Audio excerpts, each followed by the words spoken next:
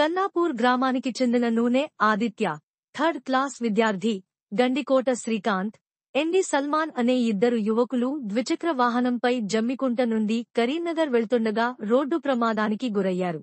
జమ్మికుంట శ్మశాన వాటిక వద్ద రాంగ్ రూట్లో ఎదురుగా వచ్చిన కారు వీరు ప్రయాణిస్తున్న బైక్ను ఢీకొట్టింది. ఈ ఘటనలో ముగ్గురు తీవ్ర గాయాల పాలయ్యారు. ప్రమాదాన్ని చూసిన స్థానికులు వెంటనే స్పందించి పోలీసులకు సమాచారం ఇచ్చారు. గాయపడిన వారిని జమ్మికుంట ప్రభుత్వ ఆసుపత్రికి తరలించి అక్కడి నుండి మెరుగైన చికిత్స కోసం కరీంనగర్కు తరలించారు. పూర్తి వివరాలు తెలియాల్సి ఉంది. పోలీసులు ఘటనపై కేసు నమోదు చేసి దర్యాప్తు ప్రారంభించారు.